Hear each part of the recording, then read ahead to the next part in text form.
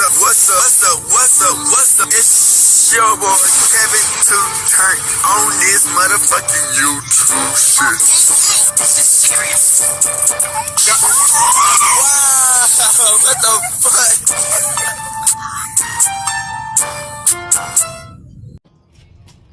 what the fuck? What's up? It's your boy. Can't you know you do shit? Hey man, say man, we are today. Turn. Today, it's motherfucking day. Straight hood outside, big crib and the gang outside shit. Hey man, say man, free Palestine, free Congo, Russia do your thing, and Texas stand the fuck up, man. Each day is a new day to be a better version of yourself. Never let somebody bring you down. Always fight back. Never let somebody tell you who you are, but also never put yourself in a position you don't belong, gang. Stay humble and stay on this revolution, on this movement, and we continue to fight. Come to you as a black Hebrew Israelite, as a real Jew. Let's get into this bitch. Alright. Today, it's motherfucking day. Straight hood outside, big crib, and the gang outside shit. So, y'all know, y'all hear about Jaden Newman, man. Hey man, say man. Jaden Newman out here with the OnlyFans. Jaden Newman, man, you know, unfortunately, man, head ass. She was on X, man, and you know, she got exposed. I heard leaked news and a porno. So you know your boys up in that bitch like. I could not find it. I ain't gonna cap. I looked. Every website I went to, they got deleted. I don't have a Twitter, which is my bad for the young niggas who want to know what that shit was like. Y'all probably already seen it when people got Twitter. I'm looking like I cannot find it. But we've been talking about Jaden Newman, Julian Newman, and a couple of other elementary to high school phenoms that unfortunately did not take the route we thought they was gonna take. And let's get into it.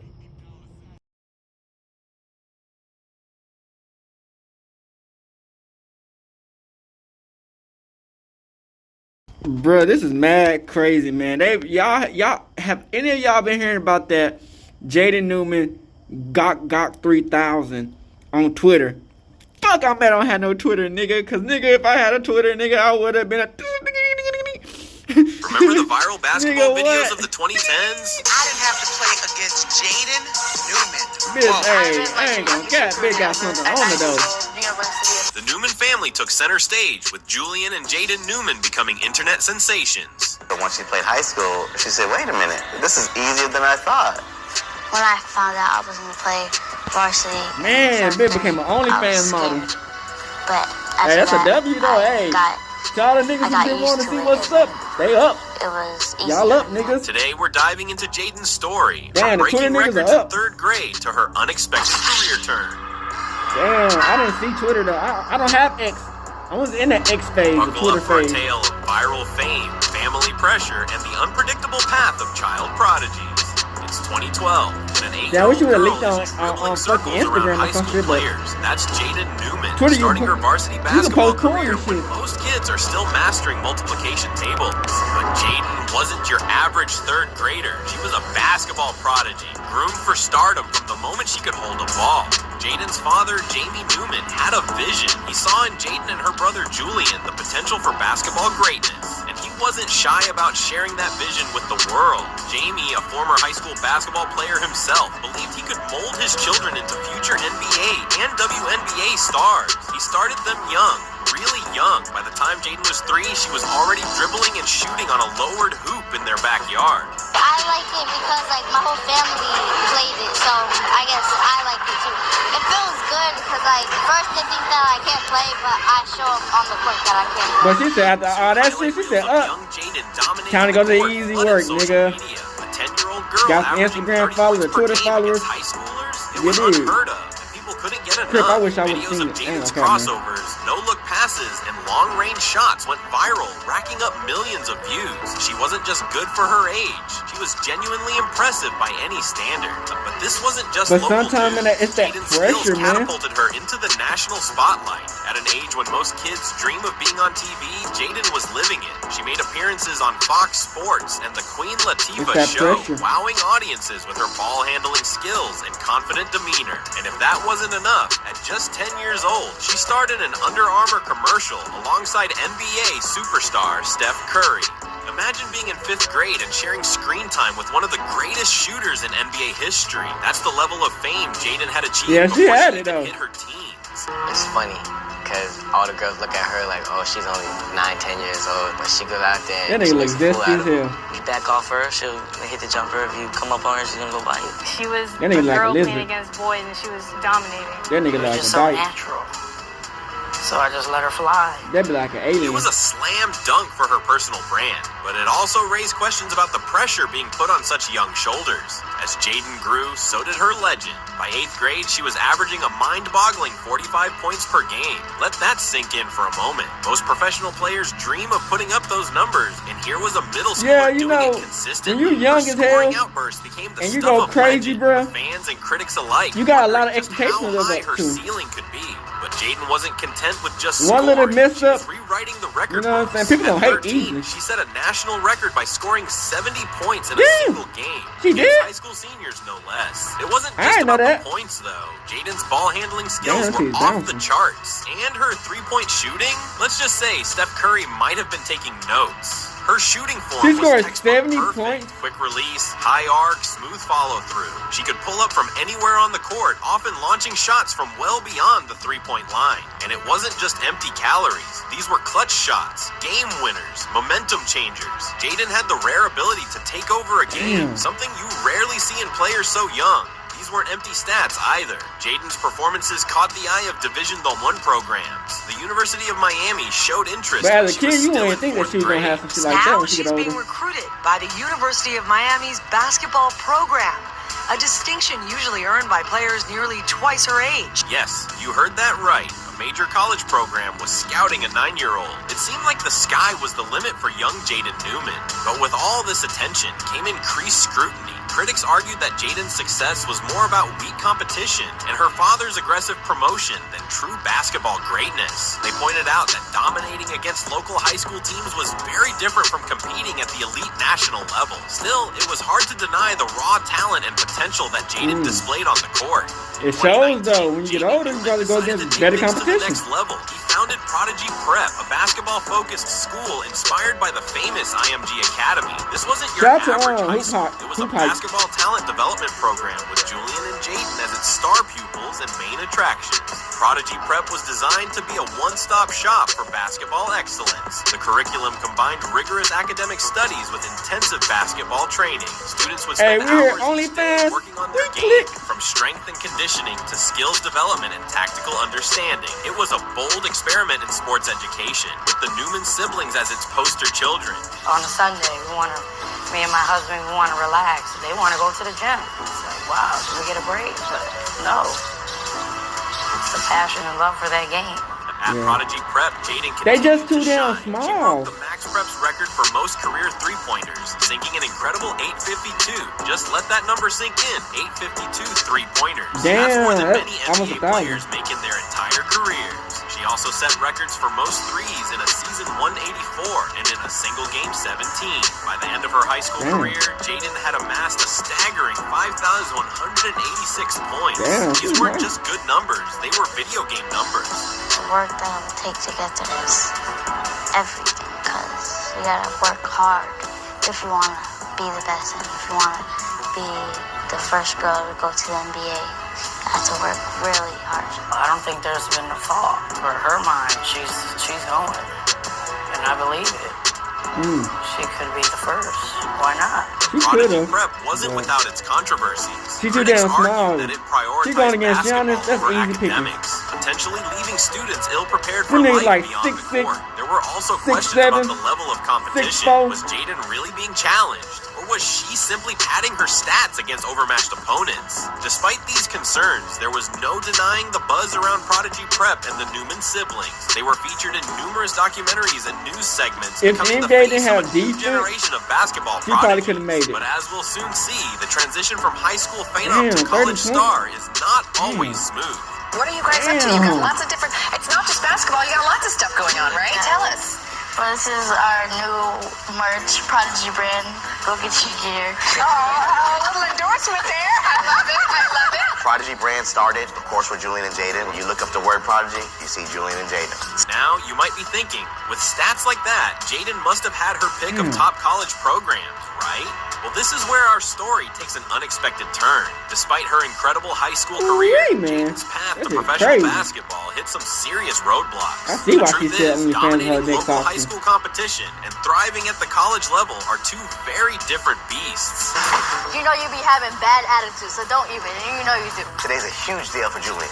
Everybody's going to be watching him, just like usual, but it's going to be Well, more that- intense. that All the working scouts out will be there out did there her watching. justice. The NBA scouts, the overseas scouts. We're not going to let him blow this opportunity and get off focus. As Jaden grew older, her 5'2" frame became a glaring disadvantage in a sport where height reigned supreme. While her skills were undeniable, the athletic gap between Jaden and top college prospects widened as she faced tougher competition. Years of being the undisputed star, taking 50-plus shots a game, left her ill-prepared for the well-rounded play required in college basketball. Cause you didn't make Perhaps most one shot. critically, Jaden's early peak You only get became one her shot. biggest hurdle. She had started her career at such an advanced level that her growth plateaued while others caught up and surpassed her. This reality check once was you think you're harsh, the best, but nigga, not that's when they come entirely for you. unexpected. Many sports analysts had I long know I gotta wondered how continue to Jaden's keep game on would getting better and better translate and to better and higher better. levels of competition. Her size was always going to be an issue, but there were hopes that her exceptional skills would compensate. Unfortunately, I as the can't give competition up got no tougher, days. Jaden's weaknesses became more apparent. Every day is Defense, critical. for instance, was an area where Jaden struggled. At the high school level, her offensive prowess often You know, I feel like I'm overshadowed the best any of the defensive best, but shit, at the end of the day, shortcomings. But in college, you gotta where always every put the work player is in, a 'cause former people high catch school up, star, people defensive get ability down. becomes crucial. Jaden's lack of height and strength made it difficult for her to guard People will taller, get better, more athletic you know what I'm opponents. saying? Moreover, You the can't pace never and just think that physicality you of the college best, you don't have to basketball were on put a the work different in no level. more. Jaden, used to having the ball in her hands most of You the gotta always put the time, work now in. had to adjust to a more Nothing wrong with being the team-oriented best, style of but, play. She had to learn to move you know, without the ball, true. set screens, and create opportunities for her teammates. Skills that weren't as necessary when she was single-handedly dominating high school games. As the possibility of a professional basketball career began to fade, the Newman family found a new way to stay in the spotlight. Enter Hello Newmans, a reality show created by Overtime. Sister Jaden, What up? she's the best woman baller in the world. I'm just glad I didn't have to play against Jaden Newman. Our life is crazy, but we wouldn't have it any other way. This is Hello Newman. Those are like lizards. The show aimed to capitalize on the family's internet fame, focusing on their day-to-day lives and the drama that comes with being a viral sensation. Hello Newmans offered viewers an inside look at the lives of Julian and Jaden. From their intense training regimens to their family dynamics, nothing was off limits. The show captured the pressures of being young sports celebrities, the expectations of their father, and the challenges of balancing fame with normal teenage experiences. If these niggas were like 6'5", man, be a little more it'd be a different energetic, story. you know what I mean? Get more a little energetic, alright? But damn, you know, if we all was 6'5", nigga, we all be a different story. What you talking about? No attitude today? Huh? Hit ass. I'm sick of him pushing me all the time. He's always up my butt about TV stuff. It's kind of tough to have the better attitude because it's definitely not coming from my dad or Julian. Episodes featured everything from grueling workout sessions to family disagreements over basketball strategies. Viewers got to see the Newmans at their best and worst, providing a more nuanced picture of the family behind the viral videos. This shift in focus raised some eyebrows in the basketball community. Had the pursuit of fame overtaken the pursuit of athletic excellence? It seemed that as Julian's prospects of making it to the next level diminished, the family's attention shifted away from Jaden's basketball career as well. Critics argued that the show was a distraction from basketball development, while supporters saw it as a smart pivot in the age of social media influencers. It was smart 'cause it gave you a Regardless of one's chance. stance, Hello Newmans undeniably changed You the just let the fame trajectory get of to your Jaden's head. career, shifting her from pure athlete to entertainment personality. Despite the hurdles, Jaden did make it to the college level, something her brother Julian couldn't achieve. However, it wasn't the Division I powerhouse she had once dreamed of. Jaden committed to play at Cal State LA, a Division II school. This turn of events left many wondering, what happened to the WNBA dreams? What about being the first woman in the NBA? The reality was that Jaden's dominance at the high school level didn't translate to the highly competitive world of college basketball. In her final 2 years of high school at Liberty High, her scoring average dropped to around 10 points per game, a far cry from the 45-point average she once boasted. I never seen a family that stayed together in so much adversity, because I know it's a lot for them. They're still teenagers. The overrated church is at games, they chant overrated. Yeah, they always chant overrated. At Cal State LA, Jaden faced a new set of challenges. She was no longer the undisputed star, but one talented player among many. The adjustment was tough, her playing time was limited, and her scoring opportunities were far fewer than what she was accustomed to. The dream of dominating college basketball and moving on to the WNBA seemed to be slipping away. I want to be the best girl I ever play basketball, and I want to go to UConn and then go to the WNBA, but I want to be the first girl to go to the NBA. It's important to note that making it to any college team is an achievement in itself. Thousands of high school athletes dream of playing at the next level, and Jaden had accomplished that. While it might not have been the storybook ending many had envisioned for her, it was still a testament to her hard work and skill. I rebuttal and say what she's passionate about, if she wants to do it, so I'm not going to take it from her. People say, oh, she's only on the team because of her dad. I don't score a point for her. I don't pass the ball for her. I don't dribble for her. I don't play defense for her. So for them to say that, it's like really funny to me. In a shocking turn of events, Jaden Newman recently made headlines for reasons unrelated to basketball. In September of this year, Jaden became the center of a major controversy when nude videos of her were leaked on Twitter. This incident sparked widespread discussion and debate in both the sports world and beyond. The leak came as a surprise to many who had followed Jaden's basketball journey from childhood. It represented a drastic departure from her earlier image as a young basketball like when everybody was talking about bad head baby type mixed shit. reactions from fans and like, critics what the alike, fuck? with some News, expressing OnlyFans, concern for Jaden's privacy and well-being, while others engaged in less constructive commentary. This controversy highlighted the dark side of internet fame, especially for those who grew up in the public eye. Jaden, who had been in the spotlight since elementary school, now faced a very adult problem. It's almost like the motherfucking shit off about privacy, consent, the Bernie and the Mac show. responsibility of social media platforms in That black protecting girl their who users. In the wake of the became controversy, OnlyFans perhaps model. the most notable response was the lack of public comment from Jaden's family, particularly her brother Julian Newman. Unlike their previously united front in the spotlight, Julian appeared to distance himself from the situation, offering no known public statements about the incident. This silence from the once vocal Newman family highlighted the complex dynamics that can emerge when former child stars face adult controversies. The absence of family commentary left many speculating about the impact of the incident on their relationships and public image. The Newmans, who had always been quick to celebrate Jaden's achievements and defend her against critics, were now conspicuously quiet. This silence was interpreted in various ways by the public and media. Some saw it as a sign of family discord, while others viewed it as an attempt to protect Jaden's privacy during a difficult time. For Jaden to make that NBA Kamala Winbush. She has to, one, not lose focus. Y'all remember Kamala Winbush? We made that video about OnlyFans. She became an OnlyFans what model. She has been. 3, continue That's to a believe. W. We know what's going to happen by somebody. But why not Jaden? I don't feel pressure because I want it. Y'all tell me. I know that it will come true. Jaden Newman's story serves as a cautionary tale about the dangers of early fame and the pressure placed on young athletes. Early success doesn't guarantee future stardom, and the path to becoming a pro athlete is long and unpredictable. It's crucial for young athletes to develop a well-rounded skill set and interests outside their sport. The role of family dynamics in a child's athletic career is complex and can have long-lasting effects, highlighting the need for balance between support and pressure. Jaden's journey also underscores the importance of managing expectations. While it's great to dream big and set high goals, it's equally important to have realistic expectations and backup plans. The odds of making it to the professional level in any sport are incredibly slim, even for the most talented young athletes. Moreover, Jaden's story highlights the need for a support system that prioritizes the athlete's overall well-being, not just their athletic performance. Young athletes need guidance in developing not just their physical skills, but also their mental and emotional resilience. They need to be prepared for setbacks and taught how to handle both success and failure. I think it's just not kind of a hobby. It's a passion and a love that she has for the game.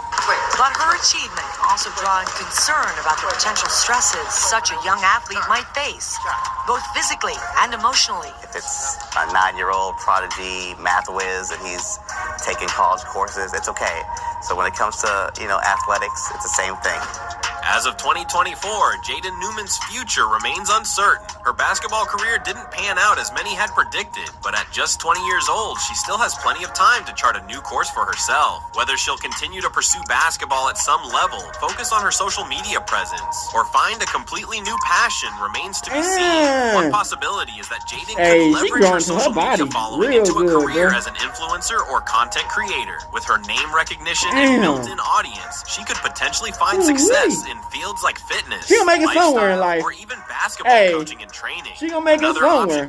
It might not be basketball, but she be dribbling something. She gonna be dribbling some balls though. Journey gives her valuable insights. She might not be dribbling basketball, but she be dribbling some balls. And the challenges of transitioning from viral sensation to adult athlete. She could potentially work with youth sports organizations or become a motivational speaker. There's also the possibility that Jaden might step away from the public eye entirely. After years in the spotlight, she might choose to pursue a more private life and career. Whatever path she chooses, her story will continue to be a topic of interest and discussion. One thing is certain, she could be a WNBA coach or some shit. In sports circles for years to come. It raises important questions about how we treat young athletes, the role of social media in sports, and the pressures we put on children who show early promise. Jaden Newman's journey from child prodigy to college player to social media personality has been anything but predictable. While her path hasn't led to WNBA stardom as many once predicted, her story serves as a fascinating case study in the world of sports like a lizard. We're gonna talk about him next. As we watch the next chapter of Jaden's life unfold, let's remember the young girl who once lit up the basketball court with her incredible skills.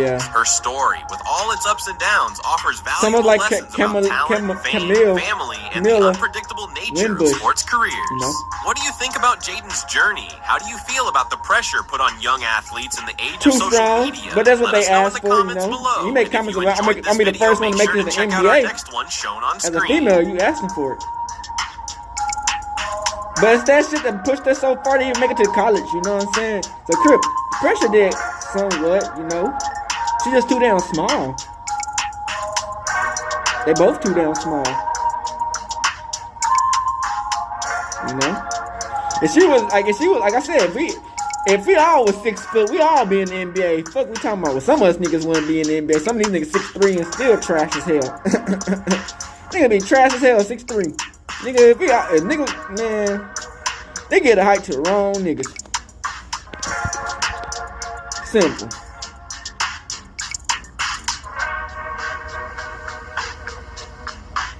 Yeah, it's crazy, man. She had it though. Shout out to the dark side of the basketball stardom, Jaden Newman. Shout out to Swiss County. What if I told you that at 16 years old, the world could be yours? Everyone knows your name and recognizes you for what you do Kyrie best, Walker. and the guarantee of money, women, status, and whatever else you can dream That's of why is you the don't put next your stop whole on your route, man. mindset For making these money players, on this and was a fame living and reality. fortune. High You school supposed to do all mixtapes this stuff for garnering God. tens Y'all of wait. millions of Because at the end of the day, views, fame all this stuff gonna amongst disappear peers, and anyway. public recognition acknowledging your success for the game you've poured your heart and soul into. Sounds too good to be true, right? Well, in some cases, for The only one one we know reason who or did that was another, LaMelo Ball, who that made it it actually to truly where he's is. supposed Today to we're be. going to relive the thrill ride of those who have made it to the top, only for what looks like a guaranteed ticket into the NBA that never came to reality. And in the case of Tony Farmer, the reason behind his freefall was darker than you could have ever imagined. Tony Farmer was at one point soaring to the top. Okay, of the I guess they're gonna talk about a whole bunch of 6'7" with a grown man's people who made it, physicality and who could have made it. athleticism, There's nothing wrong a with that. decent jump shot, and a pretty polished skill set for an oversized small forward. The attraction to his game was clear. A player with the skill set as polished I think as I've his, seen with him a before. frame that was that developed, had all the makings of, at the minimum, a college star. But in an instant, Yeah, his him. college scouting... Yeah, I know. I seen that nigga before. You're like, bruh, that bruh moment. Yeah. 2 years prior to the Ray Rice instance that eternally smudged his legacy and instantly costed him his job, Tony Farmer would fall to the same fate after video evidence emerged of him striking his ex-girlfriend. As the police report released, the man who was being scouted by Big Ten schools was outside his girlfriend's house, took her belongings, and assaulted the 18-year-old girl as a 6'7", 220-pound man. With clear as day video evidence, Farmer would quickly realize that actions had consequences. And after striking an innocent girl, the gavel would strike, giving Farmer 3 years in prison for assault. That's crazy. 3 years is insane. In a weird twist of fate, his dream of fame would actually become a reality, as after listening to his sentence, he would become one of the most infamous memes of all time. Service that finished a survey term of 2 years on that house as well.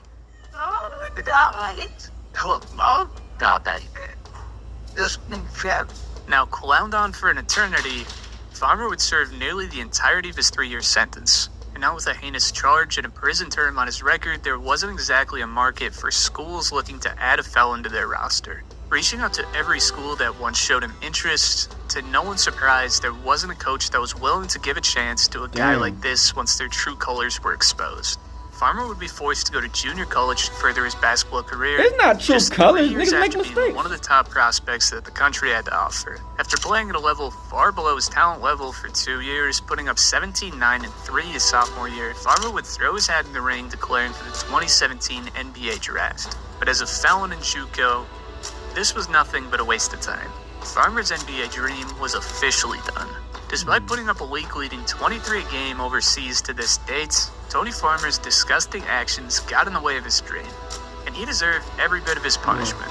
I don't think that. Well, after being publicly exposed for his actions, fainting in courts, becoming a viral meme, watching his basketball dreams fade in front of his He don't deserve none of that because he hit a female. I mean, people make mistakes. Would be once again caught on camera dragging his crying girlfriend by the throat into his house during an altercation. Farmer's decline was entirely his fault, and due to his actions, he's lucky he even has a career overseas.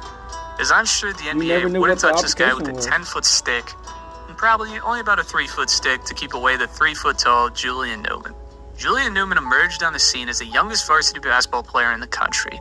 At just 11 years old and standing a crazy 4'5", weighing 70 pounds, Newman was about 3 years younger and 100 pounds lighter than the next smallest guy on the courts, putting up a pretty impressive 12 points a game with 11 assists and 4 steals.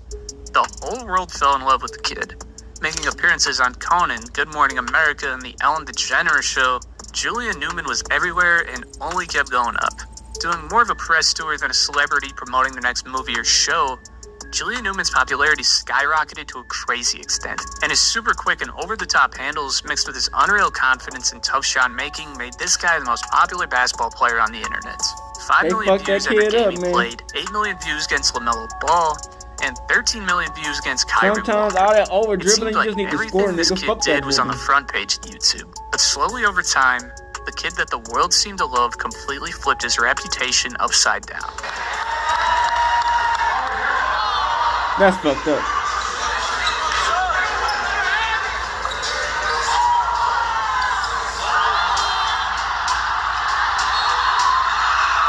Julian's got no sportsmanship, no team play. Imagine being 16 years old and picking on a 7th grader. Someone tell 404 that this is a sports game, not a street fight.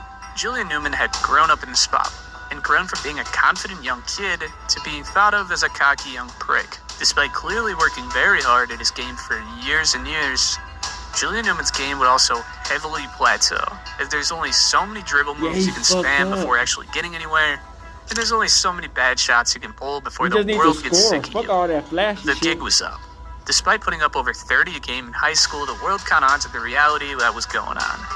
Newman was playing in a small private school against terrible competition, with his dad coaching, giving him free reign to do whatever he pleased with the basketball. Newman's game, although flashy and great for the internet, was only good for that. Dribbling to nowhere and throwing up deep bombs really made him an inefficient, turnover-prone chucker. Despite being more skilled than 99% of players you'll see, Newman was limited by 3 main factors that completely negated his chance of fulfilling his NBA dream. His puny size and his terrible attitude, all while playing the game like an absolute moron. At 5'6", as the most hated player in high school basketball, the Newmans recognized that Julian's chances in the NBA were non-existent, as not even a college team was willing to give a chance to the kid who was once pulling 20 million views as a 5th grader.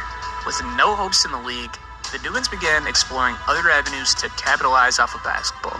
And this is where the mastermind behind the Newman media machine would come to light. The father of Julian Newman would launch a family clothing line along with their very own reality show centric on a loudmouth dad and a basketball family selling overpriced, low-quality merchandise. If you didn't think the Ball in the Family show could get any worse, let me tell you firsthand that, yeah, it does. Watching Jamie Newman say anything for relevance, while Julian Newman plays like a grade A dickhead and fights his teammates, was a sad ending for the kid. Did he throw a chair inside his man in the head with a chair? Really, in a better world, maybe Newman would have faded into irrelevance after his 30 seconds of fame, which seems to be the story for Chase Adams after his 7th grade mixtape changed his life forever. Standing at just 4'11", Chase Adams' 7th grade season was the one that put his name in the history books, garnering 16 million views, slotting him in as the second most viewed mixtape on the internet.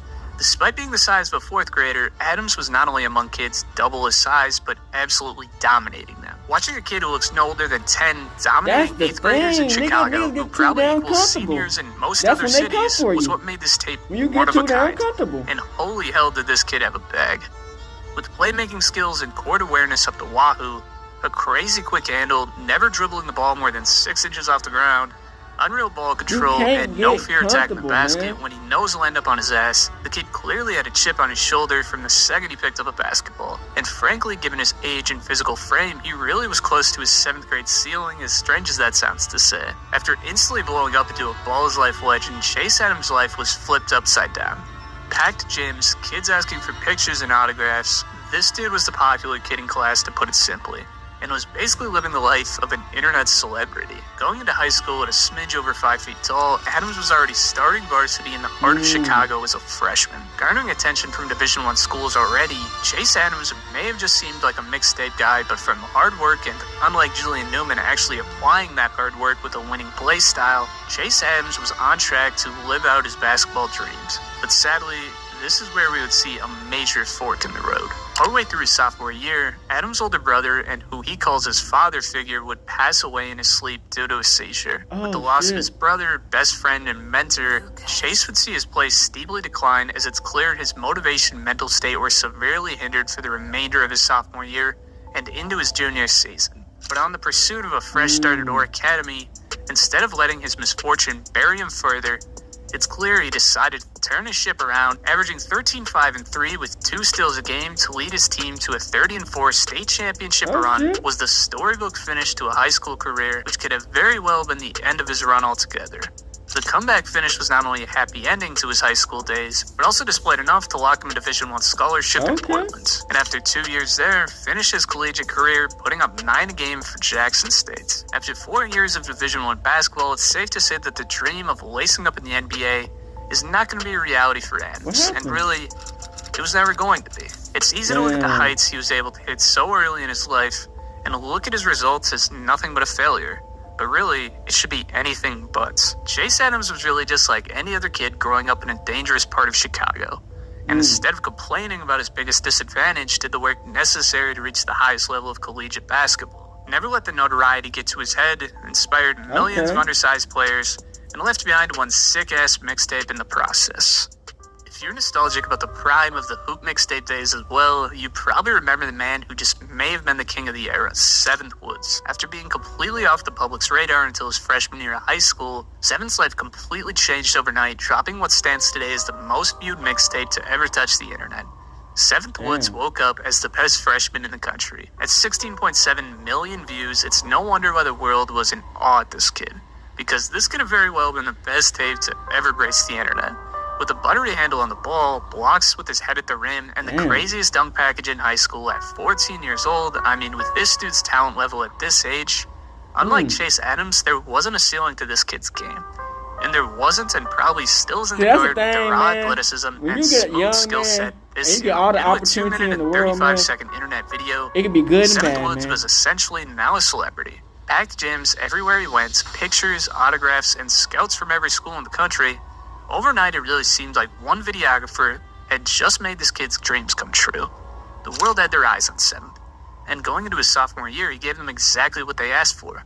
20 a game with 4 steals, more viral posters, and big-time moments like a 40-piece on future NBA player Dennis Smith Jr. Woods had a very attractive skill set for a player with a polished offensive base, unreal defensive instincts at 4 rips a game, which could have honestly been the best part of his game, and a clear upward trajectory that no one was getting in the way of.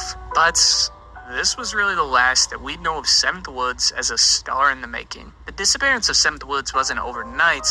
There wasn't an exact instance to point to. 7th Woods slowly cooled off in his junior and senior seasons, and although he put up 16 and 17 game respectively, his game really hadn't developed in any way, and the crowd just caught up to his game that seemed to peak too early. As the 7th Woods buzz fizzled out in a major way, still standing at 6'1" and looking like his freshman self, 7th Woods fell to 59th spot in the class. But off of the attention that he garnered earlier in his high school career, 7th still had the freedom to play for a school that your typical 59 guy wouldn't have. Going into the Tar Heels should really be a moment to look back at and appreciate the work you put in to earn a spot at a top 3 program in the country. But in the 7th Woods story, this was really the start of the end.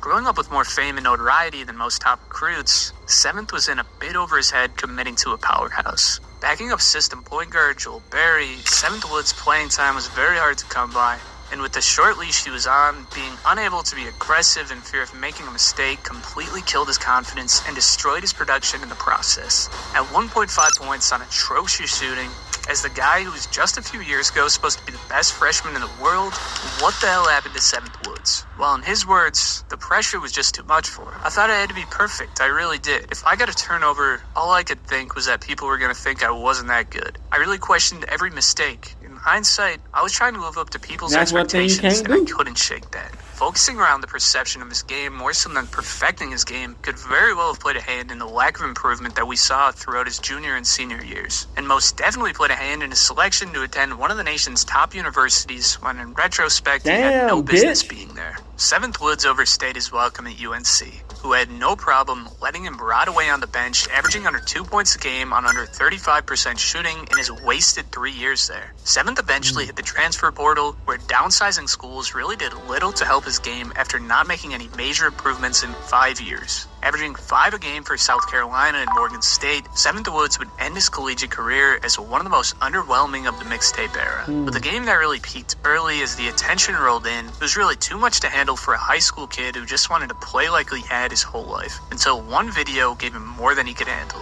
And as his game plateaued, failing to have any specialty on the floor made his game pretty ineffective outside of bounds that didn't really get him too far with the handles of a freshman. It's sad to see the way that his career fizzled out due to the impact he had online. But if we're talking about impact, there was really no one bigger than Jellyfam Isaiah Washington.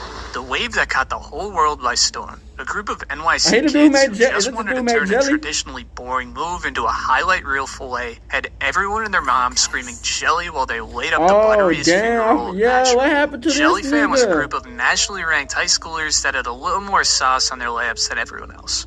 Whether it was cocking it back and laying it up with a little extra touch or switching hands midair, the Jellyfam mob that had everyone changing their Instagram handle, and no one had more sauce than the man himself, Isaiah Washington. With a silky smooth game, the nicest layup package I've ever seen, and the biggest name of everyone in Jellyfam, Isaiah Washington had the whole city of New York yelling his name.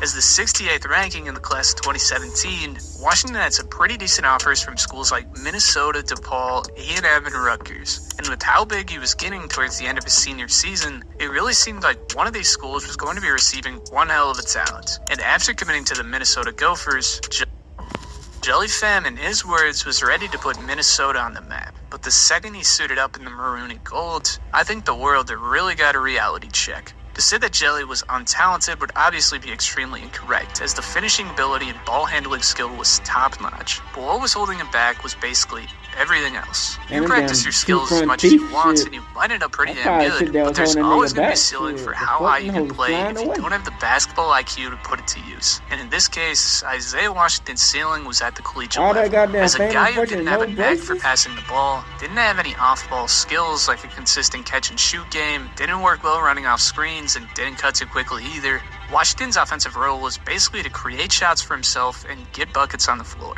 As a textbook sixth man type of role, the Gophers gave him 20 a night to make the most of it and gave him the shots to prove himself with scoring 8 a game on 36% from the field. When your sole role is to get buckets and you're too small to really be a quality defender, basically meant that not only was Jelly not going to be putting Minnesota on the map, but Jelly wasn't even playable. It may have been fun to watch the viral layup machine pop off the bench once in a while and hit a Jelly finger roll, but watching him take some atrocious shots in the meantime while getting babied defensively made it a pretty easy goodbye for Minnesotans. Transferring to Iona the following season, Washington would make moderate improvements before transferring to Long Beach State and having by far the best year of his college career at 14 a game on 43% shooting from the field and 30% from deep. Although putting up pretty decent-ish numbers for about a year and a half, it's safe to say that with the hype he was receiving in high school, his college career did wind up a major disappointment. Although talented and extremely skilled when not putting them to good use, you really could turn your ability into a hindrance on your team. And that's why when evaluating talent, you need to look a bit deeper than just the highlight reel. Yeah, because when you get to the highlight, people get all them oohs, but at the minute, for as long as I can remember, Kyrie Walker was the #1 player in the 2020 class, and it wasn't even close. The 6'4" man-child of an 8th grader, Kyrie Walker, shift defenders, he just got a cast nasty 1v1 though. Ain't he on the rim or slam one home, and dance on the perimeter and pull up the next possession. The #1 player in the class was truly one step ahead of the competition. He's trying to make it to the NBA right now. A grown man playing against a load of boys, and that just might be because it kinda was. As a 16-year-old 8th grader, Kyrie Walker may have been the best in the class of 2020, but in what was Walker's biggest strength on the court was also a completely unfair advantage. Holding a child back for athletic reasons is actually a very common trend for top prospects. And in Kyrie's favor, he was lucky enough to get this privilege twice. Being 2 years older than his competition sure as hell played to his advantage, garnering loads of mainstream attention through his middle school years.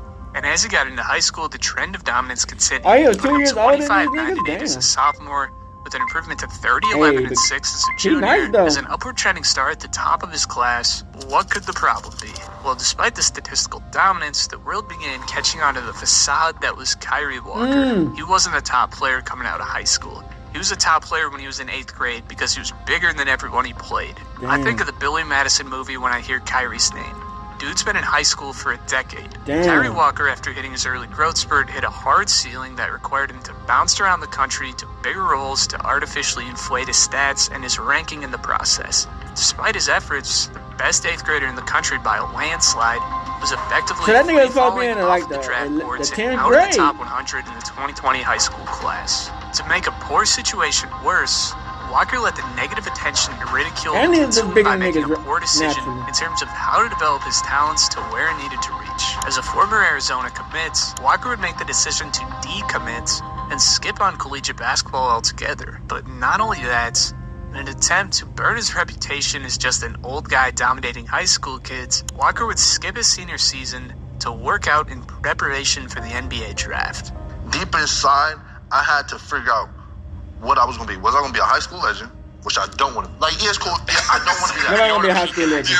I don't want to be that. I want to be a high school legend. Yeah. But I don't want to be like, oh, yeah, he used to be tough in high school. Nobody want to hear that.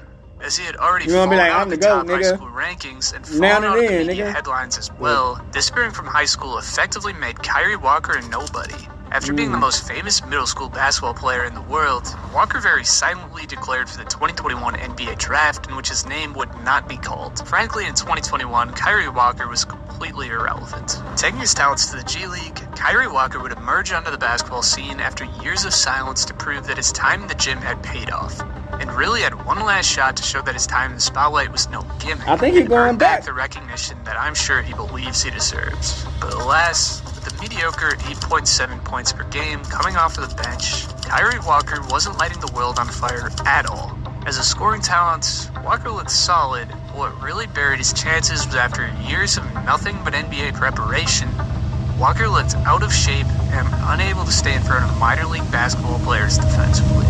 Walker, after a rather unsuccessful year, would leave for the Canadian Basketball League before being signed and waived from the G League the following year. Say that Kyrie Walker's NBA dreams are officially over. Walker's decisions navigating his career really made his slim chances of making the NBA given his plateauing talents a splat finish-up disaster, which is unlike the story of Marcus LoVett, which you may not realize has surprisingly had a positive ending. LoVett was just another one of the mixtape legends who cemented himself in ball's life history, but this guy sure as hell did it his own way. LoVett had one of the most unorthodox games I've ever seen. As a lightning-quick twig, LoVett's whole game revolved around being able to create an inch of space and pulling up whenever possible. And if you try to double on the pick and roll, LoVett was an ultra-creative facilitator who really managed to win no matter what.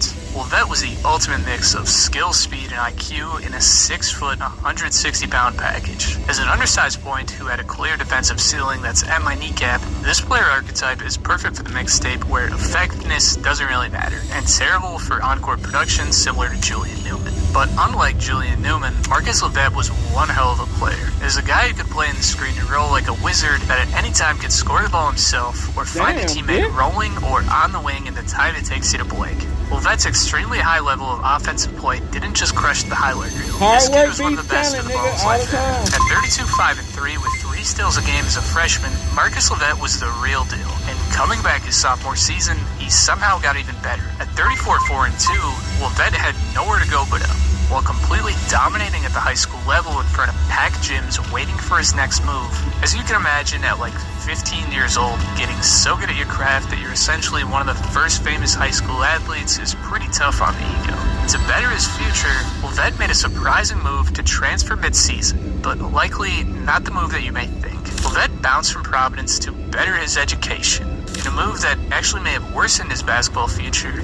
LoVett would see a decline to 23, 3, and 4, but as a state champion, he clearly brought his winning mindset with him. LoVett would transfer once again as a last-chance hoist to garner as much collegiate attention as possible to play for Chicago's powerhouse Morgan Park High School. The state of Illinois was essentially in his hands at this point, as no one else could even dream of a chip, while Chi-Town clearly had a new kid.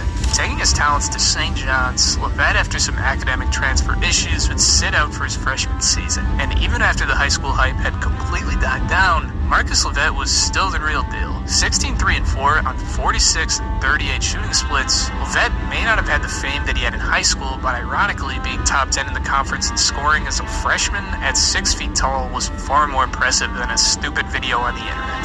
LoVett would maintain his production throughout his sophomore season, before sadly his collegiate career would come to a forced conclusion from the left knee injury. And as a 6-foot guard, his NBA future really was non-existent. This may seem like a sad end of the road for a guy who had the world in his hands, but in reality, the NBA was never on this guy's roadmap. Going overseas to extend his career, well, LoVett is still a walking book. Putting 20 a game in Serbia, to bounce to Portugal to put up 22 a game. As we speak, Marcus LoVett is still playing at a very high level, putting up extremely good stats in the meantime while traveling the world doing what he loves. As a 6-foot guard, the chances of the NBA were really never too strong. But as a guy who always valued his future as well as his presence, LoVett was able to handle high school fame much better than his predecessors we've covered here today. As we've learned, momentary success isn't everything. And really, in the grand scheme of things, kind of means very little. But when you do the right thing night in and night out, whether it be in the classroom, on the courts, in the workplace, or just interacting with the people you see every day, things are bound to work out for you. And no matter how blessed you were at birth, if you frequently slip up, take positions for granted, and stand higher than you are, no matter where you start, the world has a funny way of correcting itself. Thank you for watching if you made it this far, and I'll see you boys in the next one. Peace out.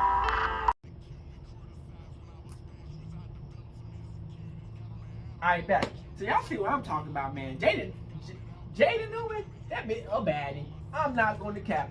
I'll get her Instagram and, bruh, hey, I ain't gonna cap. You feel what I'm saying? If she ain't gonna make it as a ball dribbler, basketball ball dribbler, she gonna be a ball dribbler. It might not be in basketball, but she gonna be a ball dribbler. You know what I'm saying? She gonna make it somewhere in life. You know what I'm saying? Julian Newman, you might be cooked, my guy. Unless YouTube, they keep on handing out the stimulus package, you know what I'm saying? Because they ain't finna hand out to niggas like us. They ain't finna give us the stimulus package, you know what I'm saying? So you might keep on getting the stimulus package from the other YouTubers, but you might make it in whatever you try to do. And the rest of them niggas like Kyrie, Jellyfam, and that bruh nigga, Isaiah Thomas Walker, whatever his name, we have to find his name. That's sad, you know, sometimes, man, you make it, and unfortunate situation, man, it costs you your whole career. And you know, you gotta keep on pushing it. Even when you make it, you never make it. You know what I'm saying? Even when you like you reach to the NBA, you never make it. Cause look at Zion Williamson. They tried to tell him he was a bust. You know what I'm saying? He made it. So once you make it, you never make it. You gotta always prove yourself wrong. That's where it matters the most. But you know, when you know you come from nothing and you wanna prove yourself wrong and really put that work in and show that hey, you belong where you at, put that work in and never cheat yourself. Always go hard in the paint. You dig what I'm saying? But yeah, we out the bitch. Hood and outside crip. Hey Dad, you know dog, when we link up dog, this shit be legendary. Even though this is instrumental, you the engineer on it, so Kodak everywhere.